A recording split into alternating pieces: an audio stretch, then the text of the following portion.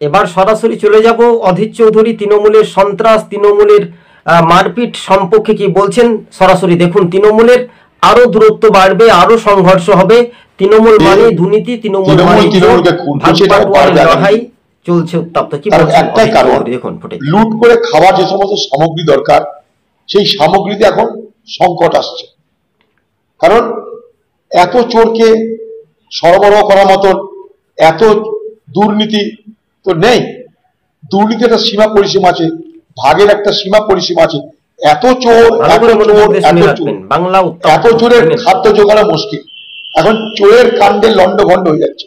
চোরের কাণ্ডে যেমন লন্ডভন্ড, তৃণমূল দলে যে চোররা তারা দেখছে এবার আমরা যাবো কোথায়। মাংস এক টুকরো, কুত্তা হাজার। এবার কুকুরের মধ্যে মারামারি লাগছে, একে একজনকে খুন করছে। আপনারা শুনে অবাক হবেন, আমি আলাদা করে বলতে চাইছি। এই পশ্চিমবঙ্গে যেমন, তা মাথায় রাখবে, যেমন পঞ্চায়েত নির্বাচনে করতে দেওয়া হয় না, সব পঞ্চায়েত দখল করে নেওয়া হয়। এই পশ্চিমবঙ্গে যেমন সব মিউনিসিপালিটি দখল করে নেওয়া হয়। এই পশ্চিমবঙ্গে গরিব মানুষের প্রতিষ্ঠান, সেলফ হেল্প গ্রুপ, সংঘ, সেখানে সংঘ করার ব্যবস্থা আছে, সেখানেও গ্রামের মহিলাদেরকে ভোট দিতে দেওয়া হচ্ছে না। মহিলারা সেলফ হেল্প গ্রুপের সদস্য হয়, তাদেরও ভোট। হ্যাঁ দর্শক বন্ধুগণ, আজকে ছিল আমাদের এই পর্যন্ত প্রতিবেদন। সবুজবঙ্গ নিউজ চ্যানেলটি ভালো লাগলে সাবস্ক্রাইব করে সঙ্গে থাকবেন। ধন্যবাদ।